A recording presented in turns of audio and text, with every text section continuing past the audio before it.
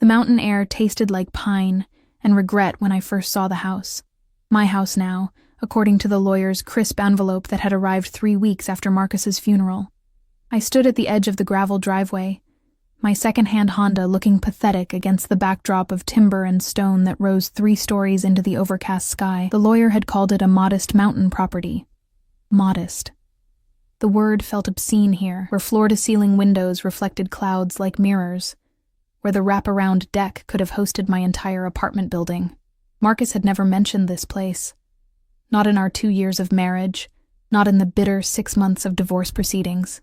Not even in the final phone call where he'd slurred apologies I couldn't accept. The inheritance made no sense. We'd ended badly. Me with a restraining order, him with a cocaine habit that had turned my gentle husband into a stranger who put holes in walls. The key felt heavy in my palm, iron and old-fashioned despite the house's modern lines. My fingers trembled as I approached the front door, and I hated myself for it. 28 years old and still jumping at shadows. Still checking over my shoulder, still poor enough that inheriting anything felt like a cosmic joke. The lock turned with a smooth click that seemed too loud in the mountain silence. Inside, the air smelled wrong. Not musty or abandoned, but lived in. Cedar and something darker, leather, maybe whiskey, definitely masculine. The entryway opened into a great room with vaulted ceilings and a stone fireplace that could have swallowed me whole. Everything was clean, dust-free.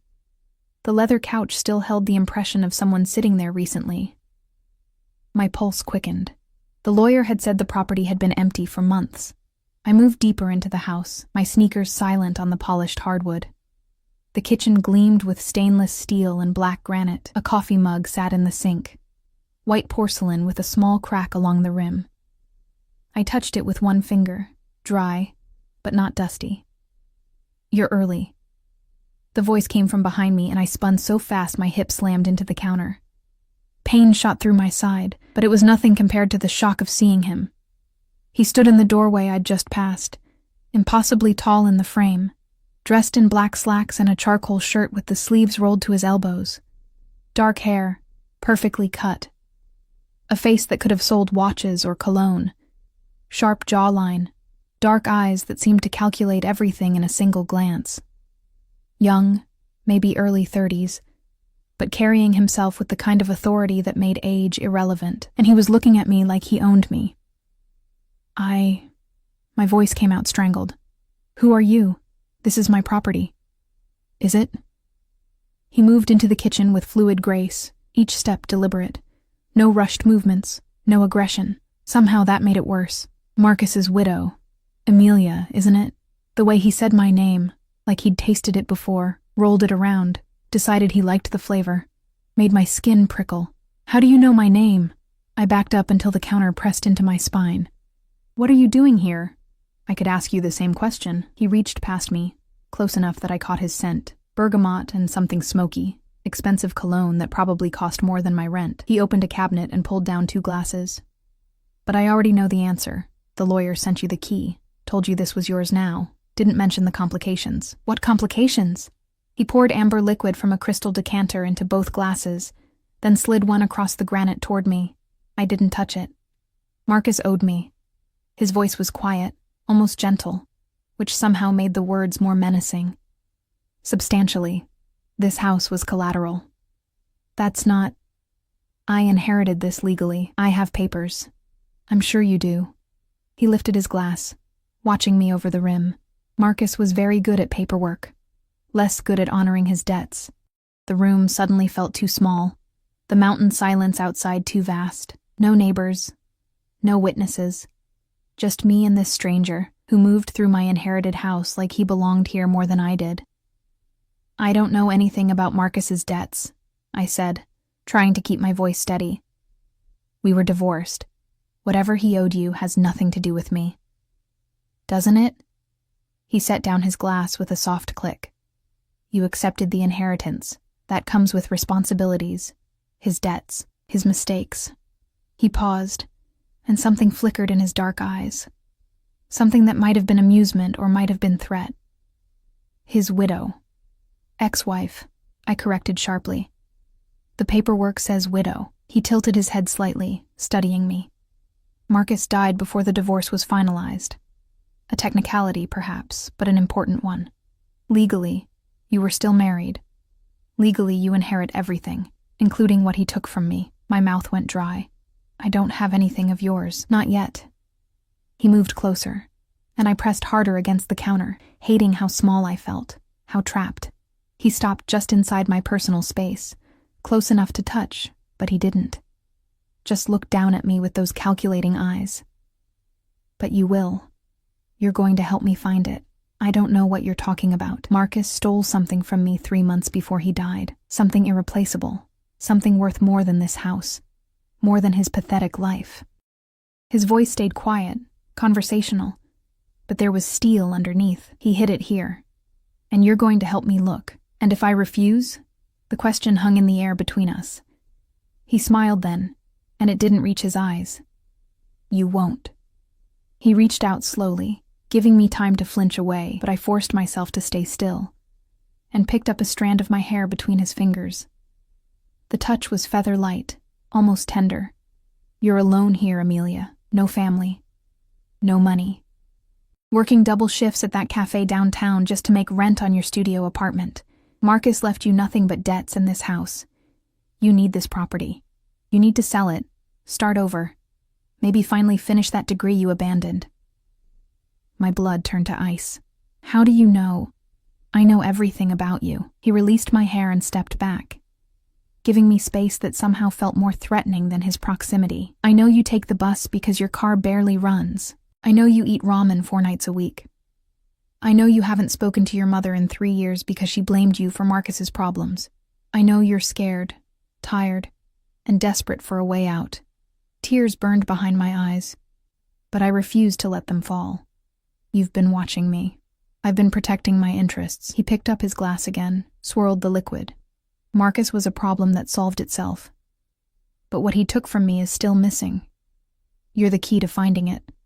I told you I don't know anything. Then we'll figure it out together. He moved toward the entryway, then paused and looked back at me. I'm staying here until we do. The guest house out back. You can have the main residence. Consider it a courtesy. You can't just... I can. The steel in his voice hardened. This property may be in your name now. But Marcus signed contracts long before he died. Contracts that give me certain rights. Push back, and my lawyers will tie this up in court for years. You'll spend everything you don't have fighting a battle you can't win. Or... He paused, letting the word dangle. You can cooperate. Help me find what's mine. And when this is over, you walk away with the house, free and clear. Your fresh start. Your escape. I wanted to scream, to run, to call the police. But standing there in that too-clean kitchen, wearing my threadbare jacket and clearance rack jeans, I knew he was right. I had no money for lawyers, no family to help, no options. How do I know you'll keep your word? I asked quietly. Something shifted in his expression. Approval, maybe, or respect. You don't. But what choice do you have? None. I had no choice at all, and we both knew it. He walked to the front door, his footsteps echoing in the vast space. My name is Dante, by the way, since we'll be living together for a while. He pulled out a phone, one of several I could see in his pocket, and answered a call I hadn't heard ring. Yes. She's here. No, it's handled. Stay on the perimeter. The perimeter. The word sent chills down my spine. He ended the call and looked back at me one more time. Get settled, Amelia. Unpack whatever you brought. We start searching tomorrow. Then, almost as an afterthought, don't try to leave. My security team is very thorough. The door closed behind him with a definitive click, and I was alone in my inherited house that suddenly felt less like salvation and more like a cage with invisible bars. I looked down at my hands and realized they were shaking. Outside the window, I caught a glimpse of movement, a figure in a dark suit, walking the tree line, then another near the driveway. Dante hadn't been exaggerating about security. I was trapped on a mountain with a man who knew everything about me, who moved through shadows like he owned them, who spoke of debts and stolen property and consequences with the casual certainty of someone who'd never been told no. And somewhere in this house, hidden in cedar and stone and secrets, was something Marcus had died protecting. something Dante would kill to get back. I set my bag down on the leather couch and tried to stop shaking, tried to think, tried to find some way out of the trap I'd walked into the moment I'd turned that iron key in the lock. The mountain wind rattled the windows, and in the gathering dusk, the house's shadows grew longer, darker, hungry. I was alone with a beautiful monster, and I had nowhere left to run. I didn't sleep that first night. The master bedroom was too large, too exposed. Windows on 3 sides that turned the room into a fishbowl once darkness fell. I'd pulled the curtains closed, but it didn't help. Every creak of the house settling, every whisper of wind through the pines, every distant footstep of Dante's security team prowling the perimeter. It all felt like a countdown to something I couldn't name. I lay on top of the covers, fully dressed, my phone clutched in one hand like a talisman. But who would I call? The police. And tell them what? That a man was staying on property he claimed legal rights to? That I felt threatened by someone who'd only spoken to me in that quiet, measured tone? That he knew things about my life no stranger should know? By the time dawn bled gray light through the curtains, I'd made a decision. I would play along, help him search for whatever Marcus had stolen, and get out as fast as possible. Sell the house to the first buyer, take whatever money I could get, and disappear into a life where men like Dante couldn't find me. Simple, clean, survivable. The smell of coffee hit me the moment I opened the bedroom door. I followed it downstairs, my body tense, prepared for another confrontation. But the kitchen was empty, except for a French press on the counter, still warm, and a note written in sharp, precise handwriting. Drink. Eat. Meet me in the study at 9, 2nd floor, East Wing. D. I checked my phone. 8:47. The coffee was good. Too good. The kind that came from beans I could never afford. I poured a cup with shaking hands and opened the refrigerator, expecting it to be empty. Instead, I found it fully stocked. Fresh fruit, eggs, cream, butter, bread that smelled like it had been baked this morning. He'd had someone stock it, overnight. While I'd been lying awake in the darkness, Dante had been orchestrating, preparing, ensuring I'd have everything I needed. The thought should have been comforting. Instead, it made my skin crawl. I forced down a piece of toast that tasted like ash and climbed the stairs at 8:58. The study was exactly where he'd said it would be. A room I hadn't explored the night before. Dark wood panels, floor-to-ceiling bookshelves, a desk that looked antique and expensive. Dante stood at the window, phone pressed to his ear, speaking in rapid Italian. He'd changed clothes, dark jeans today, a black Henley that emphasized the lean muscle of his shoulders and arms. He glanced at me as I entered, gestured to a leather chair, and continued his conversation. I caught fragments. Warehouse. Shipment. Take care of it personally. The words confirmed what I'd already suspected. Whatever Dante was, legitimate businessman wasn't on the list. He ended the call and pocketed the phone. A different one than yesterday, I noticed. You look tired. I didn't sleep. Afraid I'd come through your window. A hint of amusement colored his voice. Should I be? He considered the question seriously, head tilted. No. When I come for you, Amelia, you'll invite me in. The certainty in his words, the casual arrogance, made heat flush my cheeks. I wouldn't hold your breath. We'll see. He moved to the desk and pulled out a thick folder. Marcus kept records. Not well, but enough. Before he died, he made several trips up here. Always alone, always brief. The last one was 2 days before his overdose. It wasn't... I stopped myself. Wasn't an overdose? Dante's dark eyes fixed on me. You think it was something else? I looked away. Marcus's death had been ruled accidental. Cocaine mixed with alcohol, cardiac arrest in his apartment. But there'd been things that didn't add up. The apartment had been too clean. Marcus was chaotic, messy. And he'd called me the night before, sober for the first time in months, saying he'd made a mistake and needed to fix it. I'd hung up on him. It doesn't matter, I said quietly. He's dead either way. It matters to me. Dante set the folder on the desk between us. Marcus was a courier, small time, mostly reliable. He moved packages for various clients, asked no questions, kept his mouth shut. Then 3 months ago, he got ambitious, thought he could steal from me and disappear. What did he take? Something that belongs to my family. Something with sentimental value that far exceeds its monetary worth. He paused. And something that, in the wrong hands, could destroy everything I've built. I studied his face, looking for cracks in the facade. You said you'd let me walk away when this is over. I did. Why should I believe you? Because if I wanted you dead, Amelia, you'd already be gone. He said it so simply, so matter-of-factly, that it took a moment for the words to register. You're useful alive. You knew Marcus. You understand how he thought. And whether you realize it or not, he left you clues. I haven't spoken to Marcus in almost a year. Yet he left you this house, in his will, drafted just 2 weeks before he died. Why? The question hung between us. I had no answer. Dante opened the folder and spread photographs across the desk, the house from different angles, the property boundaries marked in red. Outbuildings I hadn't noticed yesterday. A shed, a garage, the guest house where Dante was staying. We searched systematically, he said. Every room, every closet, every floorboard. Marcus hid something here. We're going to find it. We spent the next 6 hours tearing apart my inherited house. Dante was methodical, efficient, moving through spaces with the precision of someone who'd done this before. He checked behind picture frames, removed vent covers, tapped walls listening for hollow spaces. His security team, 3 men who never spoke, never smiled, just watched with dead eyes, brought equipment. Scanners, metal detectors, tools I couldn't name. I felt useless, following him from room to room, watching him dismantle my supposed inheritance piece by piece.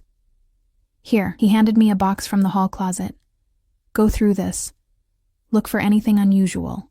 The box contained Marcus's things. Old clothes, a watch, receipts, photos. My hands trembled as I sifted through the debris of his life. There was a picture of us on our wedding day.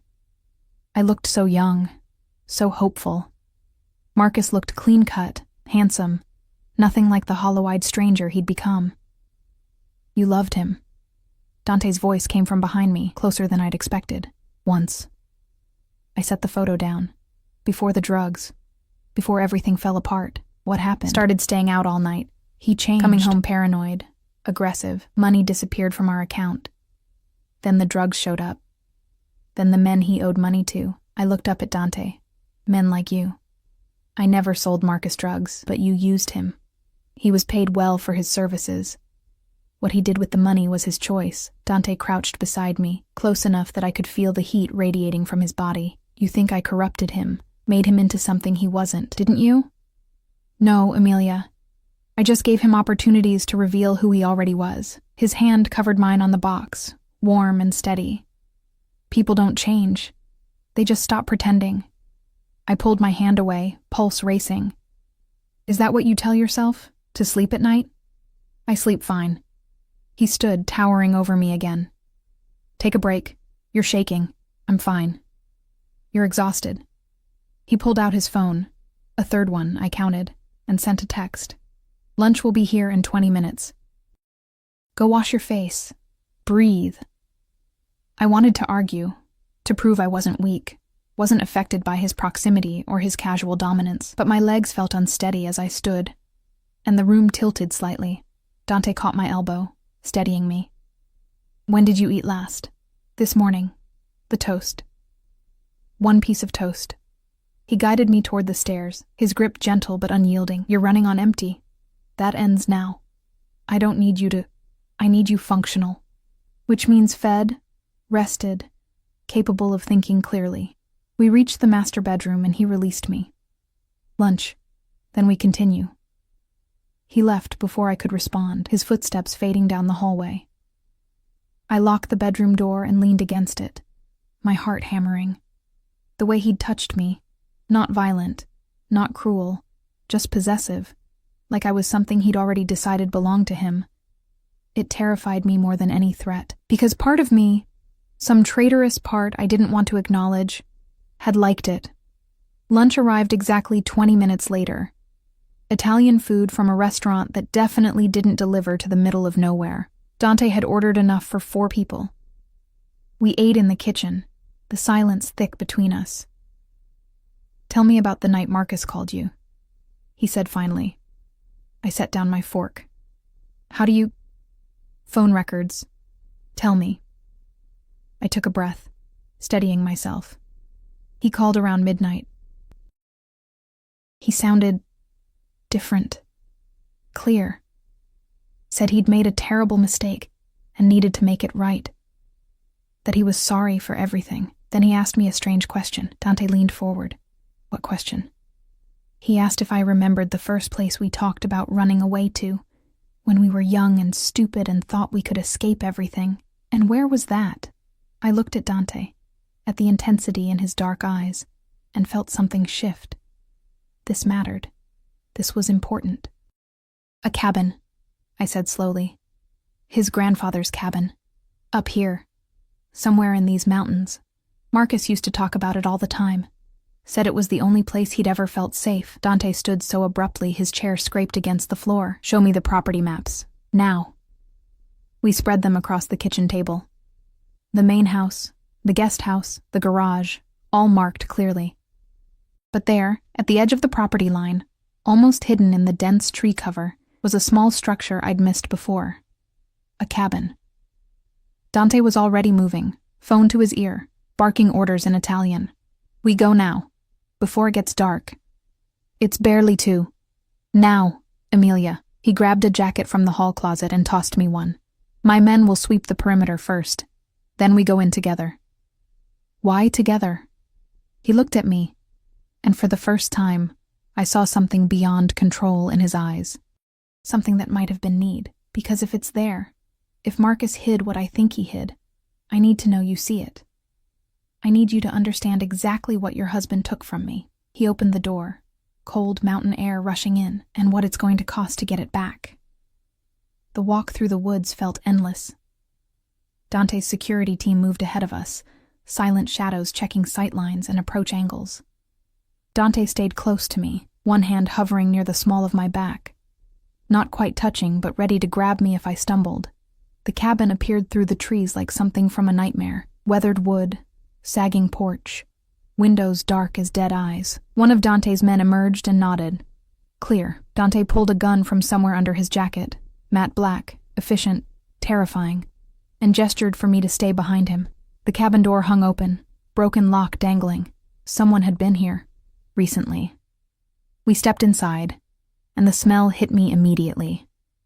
Copper and decay, and something chemical that burned my nostrils. Dante cursed in Italian, low and vicious. In the center of the room, beneath a tarp that had been partially pulled away, were wooden crates. Dante moved to them, pried one open, and went very, very still. What is it? I whispered. He didn't answer, just reached into the crate and pulled out something wrapped in cloth. When he unfolded it, I saw the glint of metal, the curve of a necklace, antique, ornate, with a pendant that caught the dying light streaming through the dirty windows. Marcus didn't just steal money, Dante said quietly, his voice raw in a way I hadn't heard before. He's stolen my family's heritage. Every piece in here belonged to my grandmother, my mother, generations of women. He knew what they meant. Knew I'd pay anything to get them back. His hand tightened on the necklace, knuckles white, and he hid them here, in this rotting cabin, like they were trash. I watched something dangerous move across Dante's face. Rage, yes, but underneath it, something that looked almost like grief. Then he turned to me, and his eyes burned with an intensity that stole my breath. Your husband, he said softly, was a dead man the moment he touched these. And I realized, standing in that cabin with stolen treasure between us, that Marcus's overdose might not have been an accident after all. The silence in the cabin pressed against my eardrums like water at depth. Dante stood motionless, that necklace dangling from his fingers, catching fragments of light that turned the stones from blue to black and back again. Did you kill him? The question escaped before I could stop it. Dante's eyes snapped to mine, sharp enough to cut. Would it matter if I had? Yes. My voice came out stronger than I felt. It would matter to me. He studied me for a long moment, then carefully rewrapped the necklace and placed it back in the crate. No, I didn't kill Marcus. He moved to another box, checking contents with methodical precision. But I would have, if he'd lived long enough for me to find him. The honesty was more chilling than any lie could have been. Someone else got to him first, Dante continued, his voice taking on that quiet, dangerous quality I was beginning to recognize. Someone who wanted these pieces badly enough to eliminate the middleman. Marcus was sloppy at the end, paranoid, using too much of his own product, making mistakes. He became a liability. To who? That's what I'm going to find out. He straightened, pulling out his phone, the fourth different one I'd seen him use, and you're going to help me. I've helped enough.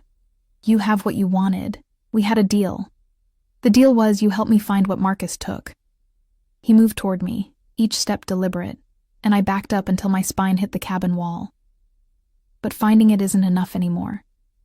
Someone else knew about this location. Someone else has been here. He braced one arm against the wall beside my head, leaning in close enough that I could see flecks of gold in his dark eyes. Which means someone else knew Marcus was working for me, knew what he stole. Knows about you. My mouth went dry. What are you talking about? You inherited this property 3 weeks ago. The lawyer sent you the information. You didn't come immediately. You waited, saved money, arranged time off work. Anyone watching you would know exactly when you'd arrive. His free hand came up, fingers ghosting along my jawline without quite touching. Someone wanted me to find these pieces. Wanted me here, distracted, looking in the wrong direction while they make their real move. That's paranoid. That's survival.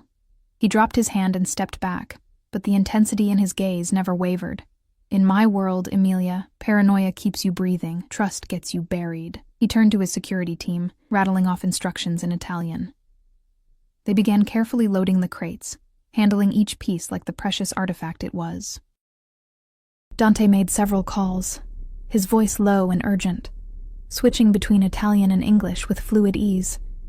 I watched him work, watched him command, and felt the trap close tighter around me. "We're moving you," he said, when he finally ended his calls. "Tonight, the main house isn't secure enough." "Moving me where?" "Somewhere safe. Somewhere no one will think to look." He gestured toward the door. "My men will pack your things. We leave in an hour. You can't just... I can, and I am." He moved close again, and this time there was something almost gentle in his expression. "Listen to me very carefully. If someone killed Marcus to cover their tracks, and if they know about you, then you're not safe here. You're not safe anywhere I'm not. This is insane. I should just go to the police and tell them what? That your ex-husband stole from a man you can't prove exists? That you're being threatened by someone with no criminal record who owns legitimate businesses across 3 states? He shook his head. "My lawyers would have you painted as mentally unstable before you finished giving your statement. And while you're sitting in some police station trying to convince skeptical cops that you're in danger, whoever killed Marcus would have all the time they need to get to you. So what? I just trust you? Let you take me somewhere isolated while your men pack up stolen jewelry? Not stolen. Recovered." His jaw tightened. "These pieces belong to my family. Marcus was the thief. I'm simply taking back what's mine. Like you're taking me?" The words hung between us, sharp and accusatory. Dante's expression shifted, something dark and possessive flickering across his features, before he controlled it. "You were mine the moment you turned that key in the lock," he said quietly. "You just didn't know it yet." The casual certainty in his voice, the absolute ownership implied in those words, should have terrified me. Should have sent me running despite the security team, despite the isolation, despite everything. Instead, my traitorous body responded with a flush of heat that had nothing to do with fear. He saw it. Of course he saw it. Those calculating eyes missed nothing. "1 hour," he repeated, his voice dropping lower. "Pack light. Bring anything you can't live without. Everything else stays." Then he walked out of the cabin, leaving me trembling against the wall, hating him and hating myself more for the way my pulse raced every time he came near. The next hour passed in a blur of controlled chaos. Dante's men moved through the main house with practiced efficiency, packing the jewelry into reinforced cases, sweeping for surveillance devices, checking sightlines and approach angles. I threw clothes into a duffel bag with shaking hands, my mind racing through impossible scenarios. I could run, steal one of the cars, drive down the mountain before anyone noticed. But Dante's security was everywhere. And even if I made it to the main road, where would I go? Back to my studio apartment where anyone could find me. To friends I hadn't spoken to in months because Marcus's chaos had consumed everything. I had nowhere to run, no one to call, no resources beyond the few $100s in my checking account. Dante had been right about that too. I was trapped by my own poverty, my own isolation, my own bad choices that had led me to Marcus in the first place. Ready? Dante appeared in the bedroom doorway. He'd changed again. Dark tactical pants, a fitted black shirt, a leather jacket that probably cost more than my car. He looked like he'd stepped out of a crime thriller, beautiful and dangerous and entirely too comfortable with weapons and violence. Do I have a choice? No. He took my duffel bag, slinging it over his shoulder like it weighed nothing. But I'll pretend you do, if it makes you feel better. You're not even going to lie to me. Pretend this is for my own good? It is for your own good, but I've never been good at pretending. He gestured toward the stairs, the cars waiting. The vehicle was exactly what I'd expected. A black SUV with tinted windows, reinforced panels, and enough luxury interior to make my entire apartment look like a cardboard box. 2 of Dante's men sat in the front seat, silent and alert. Dante guided me into the back, his hand on my lower back again in that proprietary way that made my skin prickle. He slid in beside me, close enough that his thigh pressed against mine in the confined space. Where are we going? I asked, as the SUV pulled away from the house. A place I own, secure, off the grid. He pulled out yet another phone and began typing. You'll be safe there while I handle the situation. Handle the situation. You mean find whoever killed Marcus? Among other things. He glanced at me, and something in his expression softened fractionally. You look terrified. I am terrified. You've kidnapped me. Protected you. There's a difference. Not from where I'm sitting. He considered this, then reached over and took my hand. The gesture was so unexpected, so gentle compared to everything else, that I froze. His thumb traced circles on my palm, slow and hypnotic. I know you're scared, he said quietly. I know this isn't what you wanted, but I need you to trust that I'm very good at keeping what's mine safe. I'm not yours. Not yet. His grip tightened slightly, but you will be, Amelia, because you're starting to realize something important. What's that? That I'm the only thing standing between you and whoever killed Marcus. That I'm the only person in your life right now who tells you the truth, even when it's ugly. That you're safer with me than you've been in years. Even if it doesn't feel like it. He released my hand and settled back against the seat. And that you're tired of running, tired of being alone, tired of surviving on ramen and hope. Every word hit like a physical blow because every word was true. I hate you, I whispered. I know. He smiled, and it was the first genuine smile I'd seen from him. But you don't. Not really. You hate that I'm right. There's a difference. The drive took 2 hours, winding down the mountain and then back up through roads that became progressively narrower, more isolated. The sun set somewhere during the journey, painting the sky in bruised purples and dying reds. I watched the landscape disappear into darkness and felt like I was watching my old life fade with it. The house, Dante's house, appeared suddenly around a curve, not as large as the mountain property, but more fortified. Stone walls, security cameras visible at every corner, gates that looked like they could withstand a small army. Welcome home, Dante said, as the SUV pulled through the gates. This isn't my home. It is now. He opened the door and extended his hand. Come on, I'll show you your room. I ignored his hand and climbed out myself, immediately regretting it when my legs nearly buckled. Exhaustion hit me all at once. The sleepless night, the stress, the fear, everything catching up in a wave that made the world tilt. Dante caught me before I fell, lifting me into his arms with an ease that should have been impossible. Put me down, I protested weakly. No. He carried me toward the house, and I was too tired to fight. You're going to eat, shower, and sleep. In that order. And before you argue, remember that I always get what I want, arrogant bastard. Accurate bastard. He shouldered open the front door and carried me through a foyer that gleamed with marble and modern art. But I'm your arrogant bastard now, so you'd better get used to it. He took me upstairs to a bedroom that was bigger than my entire apartment. Floor-to-ceiling windows overlooked the valley below, now just darkness scattered with distant lights. A king-sized bed dominated the space, covered in white linens that looked impossibly soft. Dante set me down gently on the edge of the mattress. Bathroom's through there. I'll have food sent up in 15 minutes. Don't try to leave. The house is alarmed, and my men are stationed at every exit. Prison with nice sheets. How thoughtful. Protection with nice sheets. Learn the difference. He moved toward the door, then paused and looked back. Emilia? What? You asked earlier if I killed Marcus. His dark eyes held mine. I didn't. But I will kill whoever did, not for him. I couldn't care less about Marcus, but because they threatened what's mine. And I protect what's mine with extreme prejudice. The door closed behind him, and I heard the soft click of a lock engaging from the outside. I was alone in a beautiful room, in a fortified house, with a man who spoke of ownership like it was already settled fact, a man who made my pulse race with equal parts terror and something I refused to name. I looked down at my hand, where his thumb had traced those slow circles, and my skin still tingled from his touch. Outside the window, night had swallowed the valley completely, leaving nothing but darkness and the reflection of my own frightened face staring back at me. Somewhere out there, Marcus's killer was moving, planning, hunting, and inside these walls, Dante was hunting them back. I was caught between predators, and I had no idea which one would devour me first. The thought should have been terrifying. Instead, as I lay back on sheets that smelled like bergamot and smoke, I realized with sick certainty that part of me was already hoping it would be him.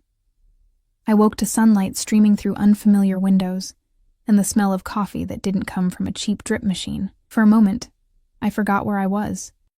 Then memory crashed back. The cabin, the jewelry, Dante's hand on mine in the SUV. His declaration of ownership that should have repulsed me but instead left me feeling strangely anchored. The bedroom door stood open. I hadn't heard it unlock. I found clothes laid out on a chair near the bathroom. Designer jeans in exactly my size. A cashmere sweater softer than anything I'd ever owned. Undergarments still wrapped in tissue paper. Everything fit perfectly, because of course it did. Dante knew my size the same way he knew everything else about my life. The surveillance should have horrified me. Instead, as I pulled on clothes that actually fit instead of hanging loose from too many skipped meals, I felt something dangerously close to gratitude. I hated myself for it. Downstairs, I followed the coffee smell to a kitchen that belonged in an architectural magazine. All glass and steel and granite, with windows overlooking a valley that stretched for miles. Dante stood at the counter, phone pressed to his ear, dressed in dark slacks and a white shirt with the sleeves rolled up. He looked like he'd stepped out of an executive boardroom, except for the gun I could see holstered at his hip. He saw me and ended his call immediately. You slept. Not a question. A statement of fact, like he'd been monitoring me even unconscious. I was exhausted. I moved to the coffee pot, needing something to do with my hands. Nice prison you have here. It's not a prison if you're being kept safe. He pulled out a chair at the kitchen island. Sit. Breakfast will be ready in a minute. I can make my own. Sit. Emilia, the steel in his voice left no room for argument. I sat, and within moments, a woman appeared from somewhere in the house with a plate of eggs, bacon, fresh fruit, and pastries that looked like they'd been baked this morning. She set it in front of me without a word and disappeared again. You have staff, I said stupidly.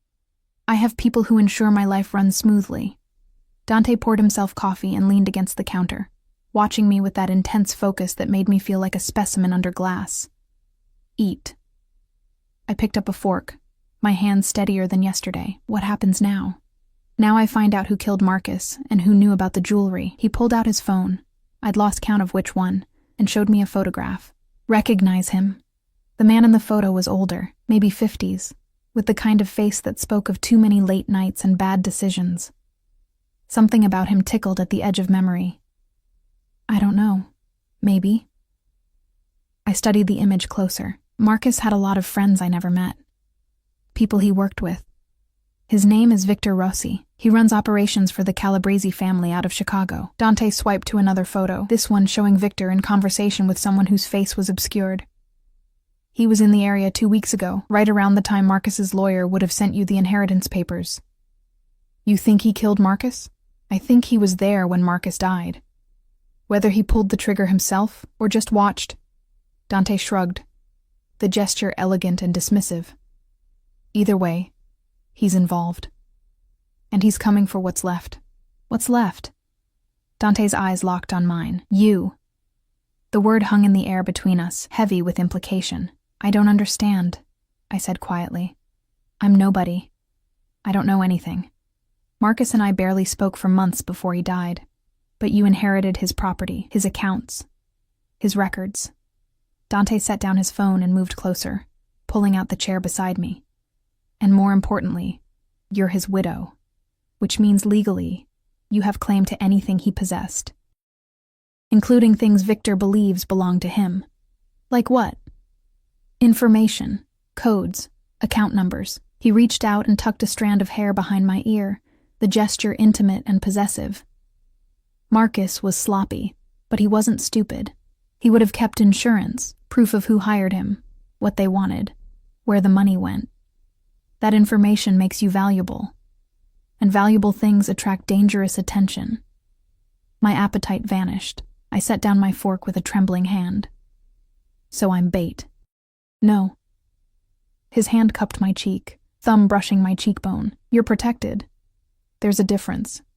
Victor wants what Marcus had. I'm going to let him think he can get to it through you. And when he makes his move, the smile that crossed Dante's face was beautiful and terrible. I'll be waiting. You're using me. I'm keeping you alive. His thumb traced my lower lip, and I stopped breathing. Anyone else would have killed you already, Amelia, just to tie up loose ends. But I don't waste useful things. And you're very useful to me, because of what I might know, among other reasons. His dark eyes dropped to my mouth, and heat flooded through me. You're starting to understand how this works. What works? Power. Protection. The way we take care of what belongs to us. He stood abruptly, breaking the spell. I have meetings today. You'll stay here. My security team knows you're not to leave the grounds. The house is fully stocked. Help yourself to anything you need. There's a library on the second floor, a gym in the basement, a pool out back, a gilded cage, the most comfortable one you've ever been in. He picked up his jacket from where it hung over a chair. I'll be back tonight. We'll have dinner. You can ask me all the questions I see burning in those scared eyes. I'm not scared of you. Liar. He leaned down, his mouth so close to my ear I could feel his breath.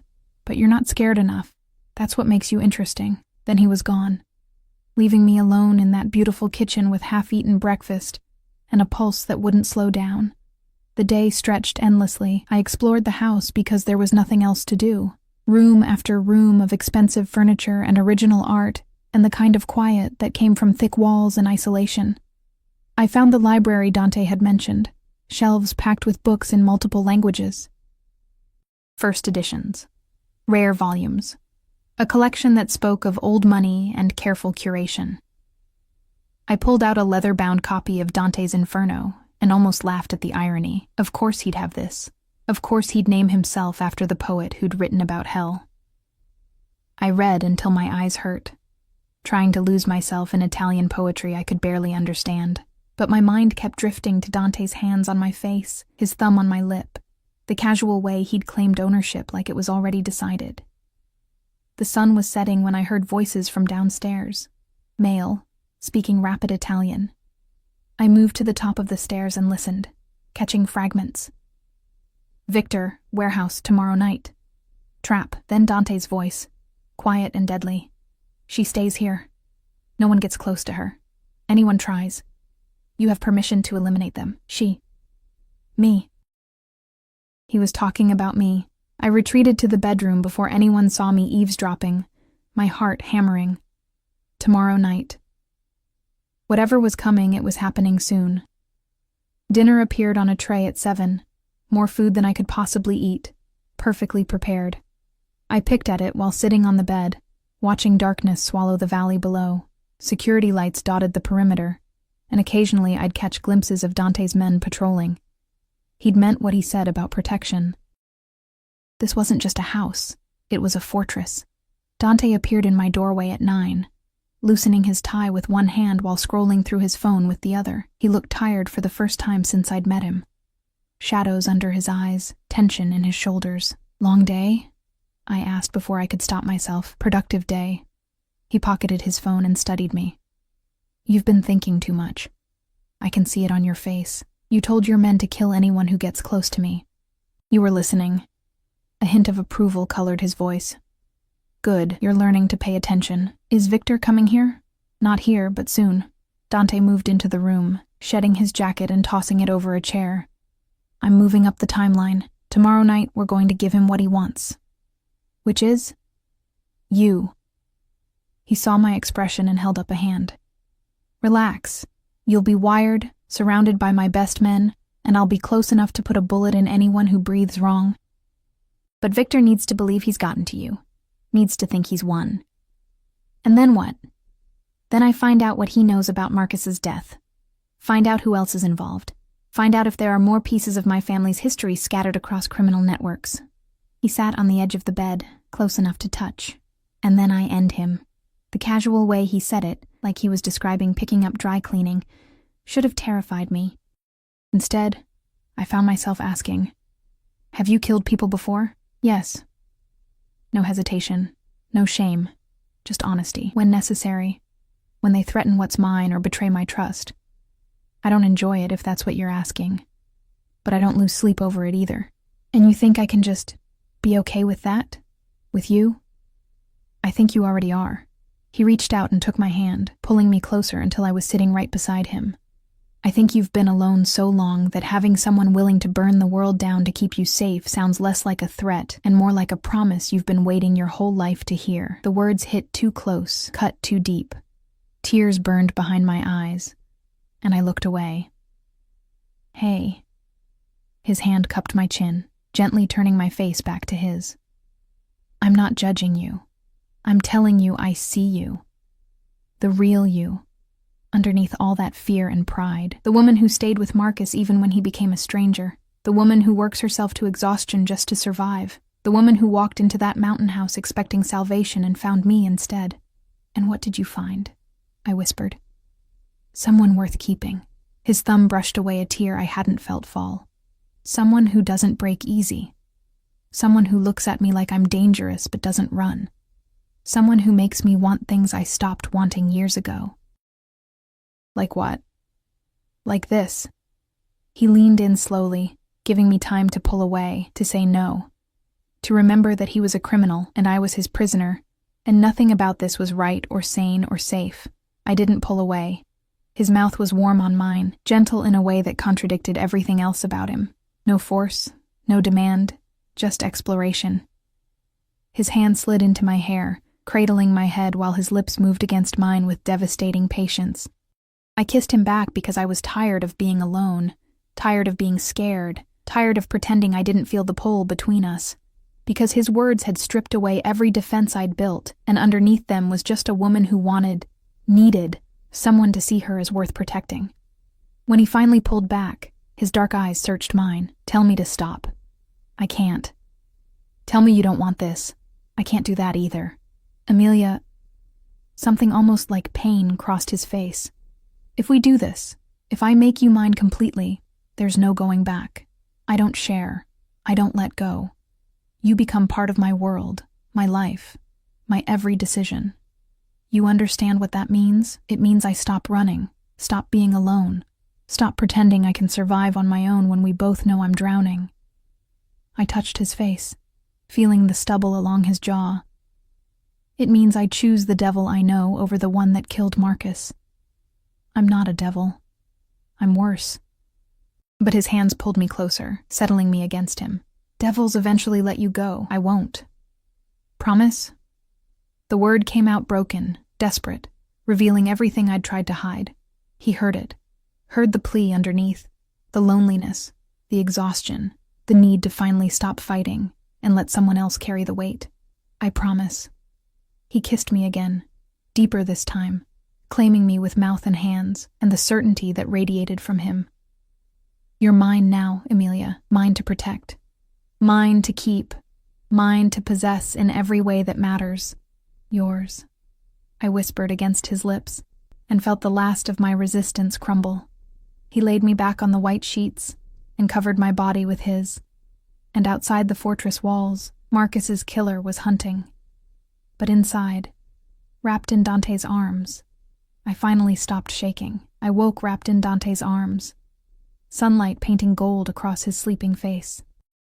He looked different like this, younger, softer. The deadly edge smoothed away by unconsciousness. His arm was heavy across my waist, possessive even in sleep. I studied the strong line of his jaw, the dark lashes against his cheeks, the small scar near his temple that I hadn't noticed before. A killer. A criminal. A man who'd turned me into his possession with calculated precision.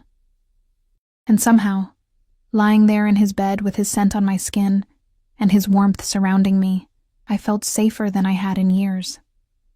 His eyes opened, focusing on me immediately with the alertness of someone who never truly sleeps deeply. You're thinking too loud, just wondering what I've gotten myself into. Me. You've gotten into me.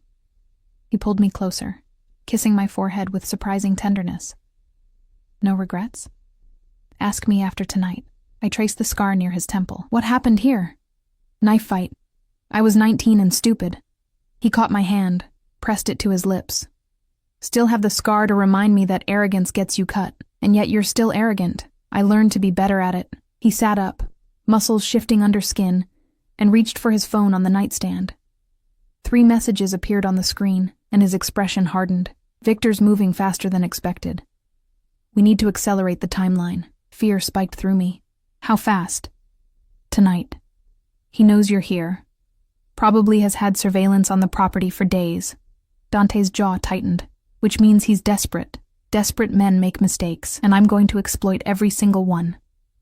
He climbed out of bed, already shifting back into the dangerous man who commanded empires.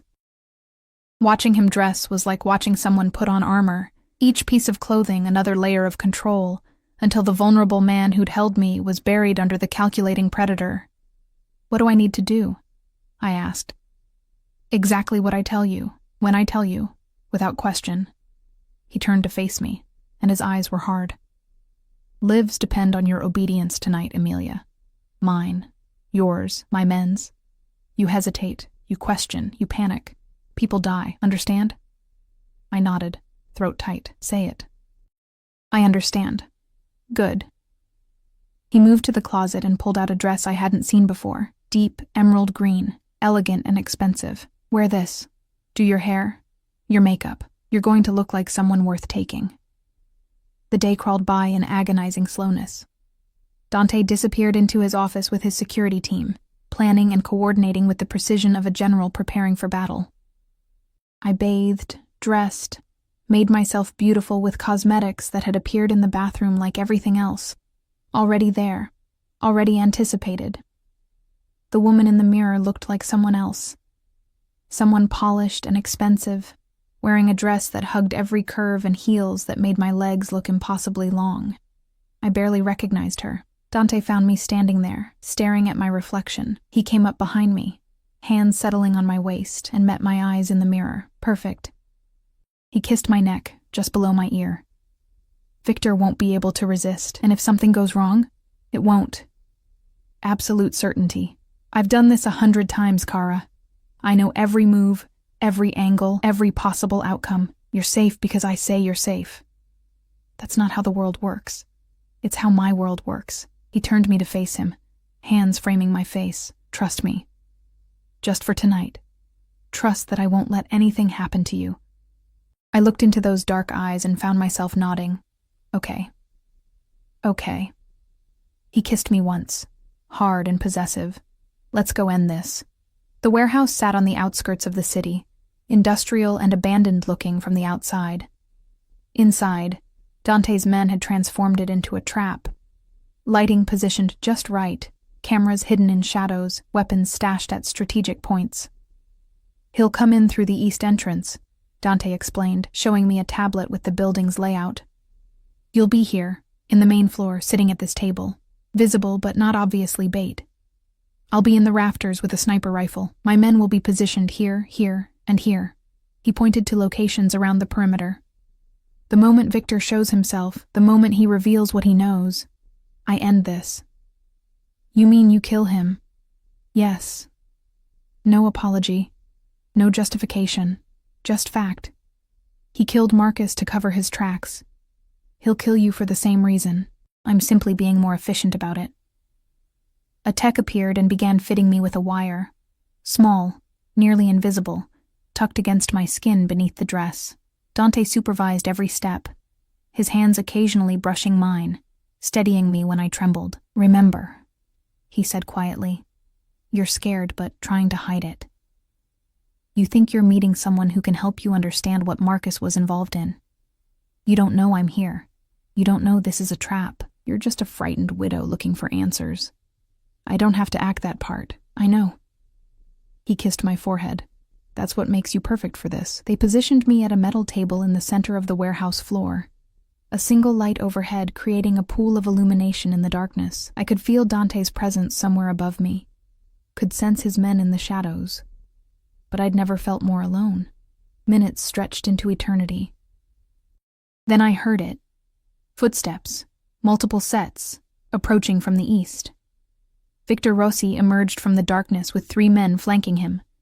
He looked exactly like his photo, older, weathered, with eyes that had seen too much and cared too little.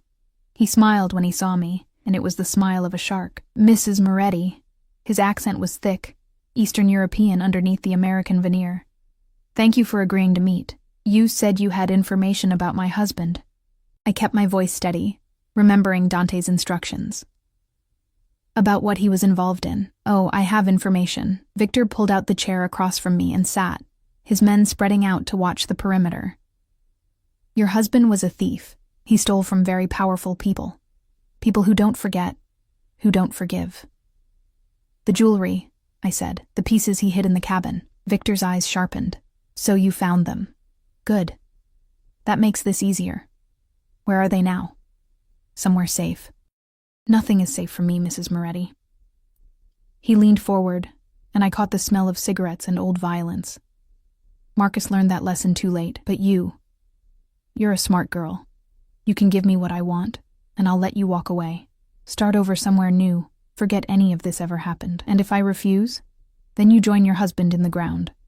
He said it casually, like discussing the weather. He made a mistake, thinking he could hide from me. Thinking that pitiful mountain house would protect him. I found him easy enough, made his overdose look accidental enough. No one asked questions about a junkie dying alone in his apartment. My blood ran cold. You killed him. I eliminated a problem. Victor shrugged. Just like I'll eliminate you, unless you're smarter than he was. Now. The jewelry. Where is it? I don't have it. Then who does? I do. Dante's voice rang out from above, and Victor's head snapped up. But it was too late. Red laser dots appeared on Victor's chest, his forehead, his throat, 3 sniper rifles from 3 different angles. Victor's men reached for weapons, but Dante's security team emerged from the shadows faster. The warehouse exploded with movement, shouting, the sound of bodies hitting concrete, weapons being disarmed with brutal efficiency. Victor remained frozen, staring up at where Dante descended from the rafters with inhuman grace, rifle slung across his back, handgun drawn and pointed directly at Victor's head. Hello, Victor. Dante's voice was pleasant, almost friendly. Thank you for confessing to Marcus's murder. My lawyers will enjoy presenting that recording in court, along with the video footage from 6 different angles. Victor's face went white. Dante. I didn't know. The girl, she's nothing, she's mine. Dante moved to stand behind my chair, one hand settling on my shoulder. The touch was possessive, protective, absolute. Which means you just threatened my property, my future, my family. Family. Victor's eyes widened. You're protecting her? She's just some broke waitress, nothing special. Special enough that I'll paint these walls with your blood if you finish that sentence. Dante's grip on my shoulder tightened slightly. You killed Marcus to hide your involvement in stealing my family's jewelry. You thought you could eliminate the evidence and claim the pieces for yourself. But you made two mistakes, Victor. What mistakes? First, you underestimated how much I care about what's mine. Not just the jewelry, though I'll be taking that back along with interest for the disrespect. But this woman. My woman. You threatened her, which means you threatened me. And the second mistake? Victor asked, though he looked like he already knew the answer. You confessed to murder on camera, surrounded by witnesses. Dante smiled, and it was the most terrifying expression I'd ever seen. My lawyers will have this case wrapped up in 48 hours. You'll spend the rest of your miserable life in a federal prison, watching your empire crumble while I dismantle everything you've built. Your associates, your assets, your reputation, all of it. Gone. Victor lunged from his chair, reaching for a weapon I hadn't seen, but Dante was faster. A single shot rang out, and Victor collapsed back into the chair, clutching his shoulder and screaming. That was for Marcus, Dante said quietly. Not because I cared about him, but because his death brought complications I didn't need. And I hate complications. Police sirens wailed in the distance, growing closer. Dante had planned this too, ensured the authorities would arrive at exactly the right moment, would find exactly what he wanted them to find. Take him, Dante ordered his men, who efficiently zip-tied Victor and his associates. And make sure the evidence package reaches Detective Morrison. He'll appreciate the gift. Then Dante turned to me, his expression softening as he helped me to my feet. It's over. You're safe now. I looked at Victor, bleeding and broken, at the police lights flashing through the warehouse windows, at Dante's men moving with military precision. You orchestrated everything from the beginning. From the moment Marcus died, yes. I knew someone had killed him. Knew they'd eventually come for you. I simply accelerated the timeline and controlled the variables. He cupped my face in his hands, including you. I should hate you for that, but you don't. Not a question. He knew. He'd always known. No, I admitted. I don't. The police flooded the warehouse, and Dante smoothly transitioned into the role of concerned citizen who'd helped solve a murder. He was charming, credible, presenting evidence with the polish of someone who'd done this before. The detective in charge, Morrison, apparently already on Dante's payroll, took everything with practiced efficiency. Within 2 hours, Victor was in custody, charged with murder, theft, and half a dozen other crimes. The jewelry was officially recovered and returned to its rightful owner, and I was escorted to Dante's waiting SUV, wrapped in a blanket despite the warm night, while he finalized details with the authorities. You okay? One of Dante's men asked, the first time any of them had spoken directly to me. I think so. Boss really cares about you. Never seen him like this before. The man smiled slightly. You're good for him. Makes him almost human. Before I could respond, Dante appeared and slid into the SUV beside me, pulling me against his chest. Let's go home. Home. The fortress that had been my prison had become something else. Sanctuary, refuge, the place where I belonged. The drive back was silent, Dante's arms around me, his heartbeat steady beneath my ear. I should have been processing everything, the danger, the violence, the casual way he'd destroyed Victor, but all I could think about was how safe I felt, how right this was, how completely I'd surrendered to the dangerous man holding me. What happens now? I asked as we pulled through the security gates. Now? Dante tilted my chin up, his dark eyes meeting mine. Now I marry you. Make this official. Make sure everyone knows you're untouchable because you're mine. We sell the mountain house or keep it as a vacation property. Your choice. I set you up with whatever life you want. Finish your degree, open a business, do nothing but read in my library all day, whatever makes you happy. And in return, you stay. You're mine. You trust me to protect you, provide for you, build a life with you. His thumb brushed my lip. You let me love you the only way I know how. Obsessively, possessively, completely. That's not normal. Nothing about us is normal, Kara.